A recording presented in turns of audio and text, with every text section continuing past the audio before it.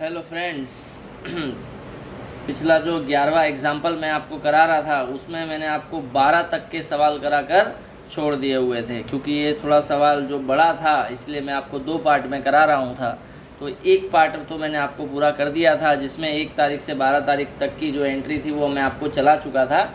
12 तारीख की एंट्री के अंदर दोस्तों जो सवाल था, जिसके अंदर आकाश ट्रेडर्स को माल बेचा था, तो आकाश ट्रेडर्स को जो माल बेचा था उसमें 10% व्यापारी बट्टा तो घटाना था दोस्तों, लेकिन अगर वो तारीख के अंदर पेमेंट चुका देता है तो उसे डिस्काउंट भी 10% देना था दोस्तों। तो पिछले 12 तारीख की एंट्री में आकाश ट्रेडर्स को 5,000 का माल बेचा था। 5,000 के माल में 10% व्यापारी बट्टा घटाना था। यदि वो 10 दिन के अंदर रकम चुका देता तो उसको 10% रोकड़ बट्टा भी देना था दोस्तों। ऐसा 12 तारीख की एंट्री में था। यहाँ पर बोला भी है दोस्तों, आकाश ट्रेडर्स ने तारीख 12 के व्यवहार की आधी रकम चेक से चुका दी है। 10 दिन की मोहलत थी दोस्तों। 12 तारीख का व्यवहार है, 15 तारीख को ये आधी रकम चेक से दे रहा है। ठीक है दोस्तों, मतलब इसको रोकड़ बट्टा देना पड़ेगा। अगर 12 तारीख है और अगर 22 तारीख के बाद देता है, यानी 10 दिन की मोहलत दी है, 22 तारीख के बाद देता तो इसको रोकड़ बट्टा नहीं मिलता दोस्तों। ठीक है, हमने इसको माल बेचा तो हमने शर्त रखी थी इसके पास कि भाई 10 दिन के अंदर पैसा देता है तो तेरे को रोकड़ डिस्काउंट भी मिलेगा, रोकड़ बट्टा भी मिलेगा। तो इसने दोस्तों 12 तारीख के व्यवहार में 15 तारीख को ही आधी रकम का चेक दे दिया हुआ है। ठीक है दोस्तों, 5,000 का माल था। देखेंगे कैलसी की तरफ ध्यान देना थोड़ा। 5,000 का माल था, 5,000 का माल था, 10% व्यापारी बट्टा बराबर दोस्तों इसका आधा हमको क्या करना था दोस्तों, चेक से चुकाया। अब जो रकम चेक से चुकाई है उस पर रोकड़ बट्टा 10% निकलेगा दोस्तों। 10% मैं रोकड़ बट्टा निकाल रहा हूँ दोस्तों, तो ये आया 225। देखेंगे सबसे पहले आधी रकम का उसने चेक दिया है, तो वो आधी रकम किस में, बैंक में आएगी, तो बैंक खाते उधार।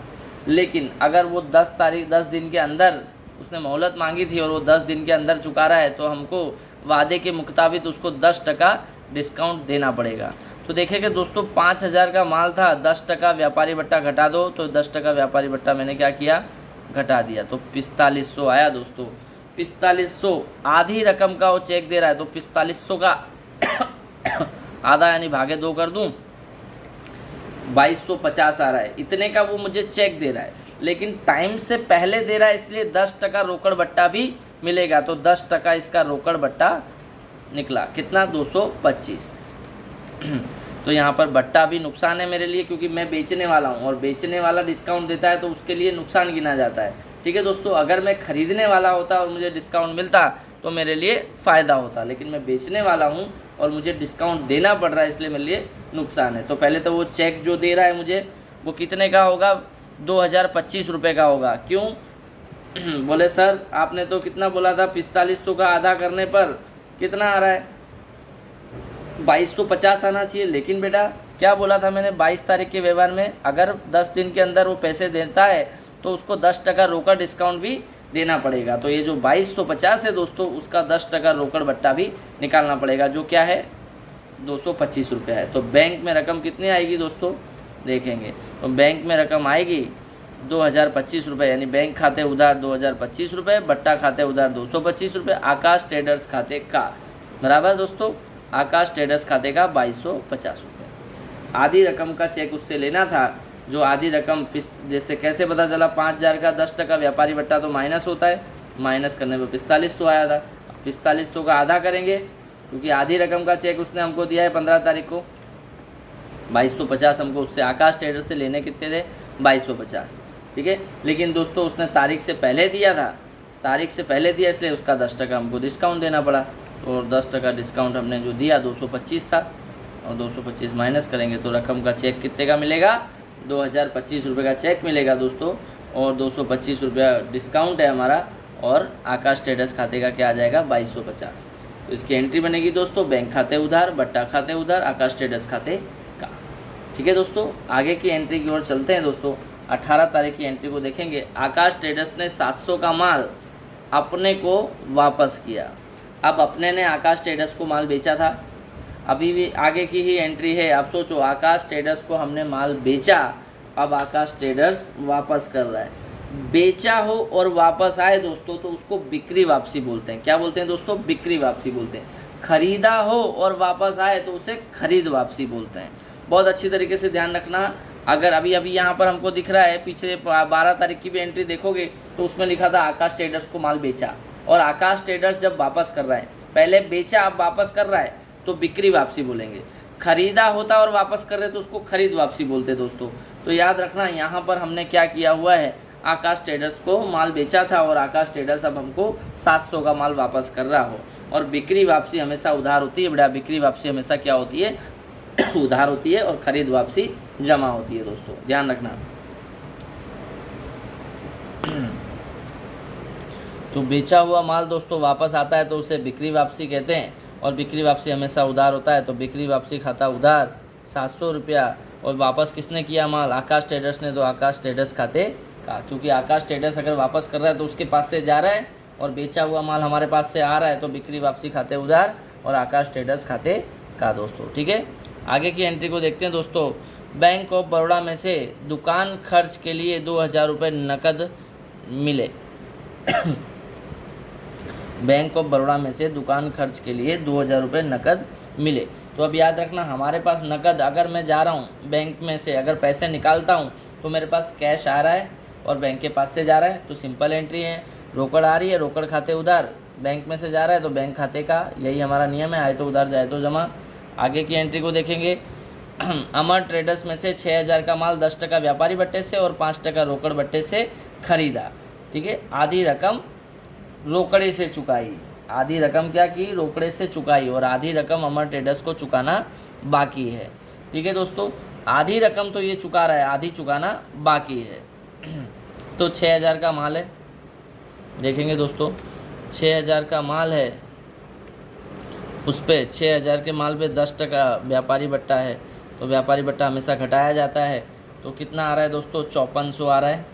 खरीदेंगे तो पेमेंट कितना चुकाना पड़ेगा? 5400।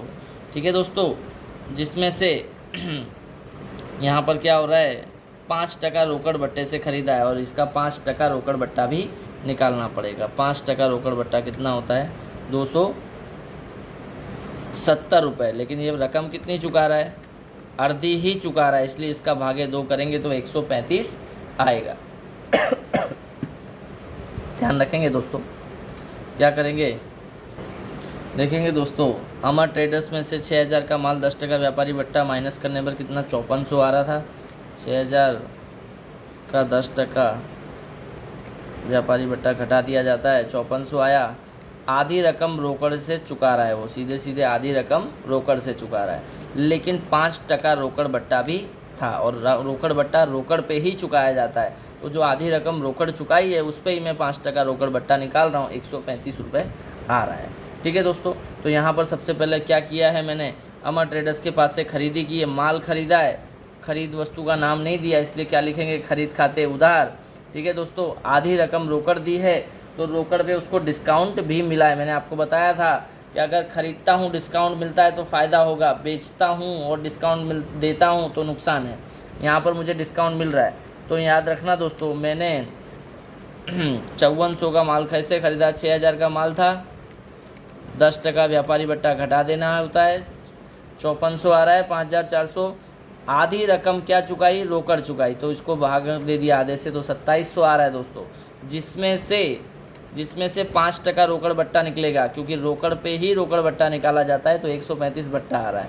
अब ये 135 बट्टा है, मतलब हमको फ़ायदा है दोस्तों, देखेंगे। तो फ़ायदा है, यहाँ पर लिखेंगे दोस्तों। सबसे पहले 5400 हम लिखेंगे, खरीद खाते उधार 5400 के सीधे सीधे पैसा भरना था, लेकिन रोकड़ डिस्काउंट भी हमको मिला, तो यहाँ पर लिखेंगे, देखेंगे दोस्तों, हमने 5400 6000 से आया, 6000 में से 10% घटा के 5400 आया था, उसका आधा किया, आधा करने पर हमको 2700 मिल रहा था। अब डिस्काउंट भी तो हमको मिला 5%, वो 5% डिस्काउंट खर्चाएंगे तो 2565 आ रहा है, ये लिखा मैंने 2565, और 135 रुपया डिस्काउंट था। ठीक है दोस्तों, ये तो हमने जो रोकड़ उसको दिया था 2700, जो रोकड़ दिया था उसमें से मैंने 135 माइनस किया जो मुझे डिस्काउंट मिल रहा था। आधी रकम जो मैं 2700 दे रहा था दोस्तों, 5400, यानी कि 6000 का पहले 10% व्यापारी भत्ता घटा दिया, 5400। एक आधा रकम मैं कैश दे रहा हूँ, आधा कर दूँ, इस रकम को 2 से भाग दे दिया, तो इतना रकम मैं कैश दे रहा हूँ। और जो कैश देते हैं उस पर कैश डिस्काउंट भी बोला है।